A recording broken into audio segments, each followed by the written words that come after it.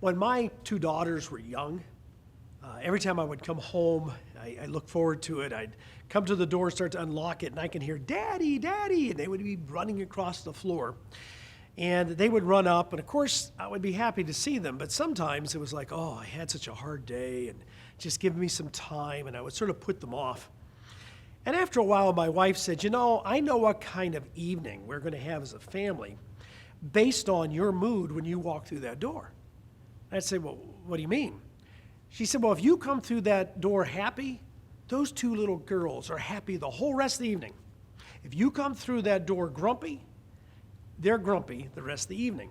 If you're moody, they're moody the rest of the evening. Whatever mood you come into this house with, they absorb, and that's the way our evening's going to be.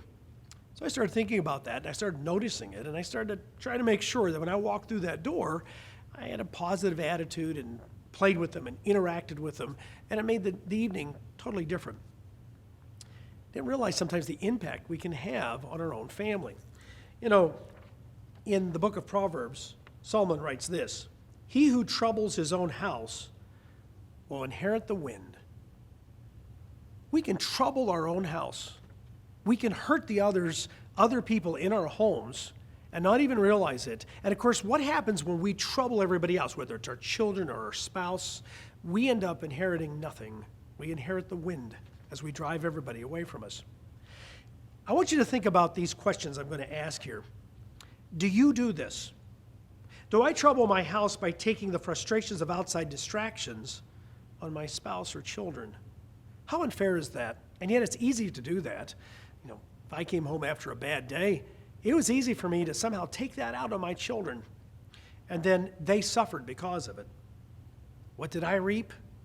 Having a bad evening. Do I have unrealistic expectations of my spouse or children and doom the relationship to constant disappointment and resentment? Sometimes we can have such high expectations of those around us, nobody can meet those expectations. We actually trouble our own house. We inherit the wind because we're just not helping them to develop. We're always putting them down. Do I often try to control the other members of my family to meet my expectations or force my desires upon them and end up creating anger and drive them away? This is something I've dealt with many times as a pastor, counseling in families, where the man, the dad or the mom are actually driving their children to anger by the way they treat them. Now, I understand as parents, sometimes we have to do things that upset our children because we have to do them because they're right. But the child has to understand our motivation. It is because we're looking to do what is right and because we have their welfare at heart. If they feel like we're doing it, being mean to them, putting them down just because it's easier for us or for our own desires, they will become very angry. And then do I trouble my own house through my selfishness and lack of understanding and caring? We just don't understand and we don't care.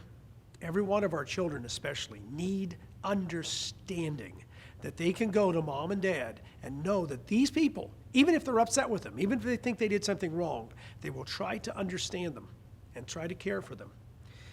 It'd be a good thing for husbands and wives to sit down and answer these questions and then discuss it with each other. Each of you answer these questions concerning yourself and then see how your partner would answer those questions.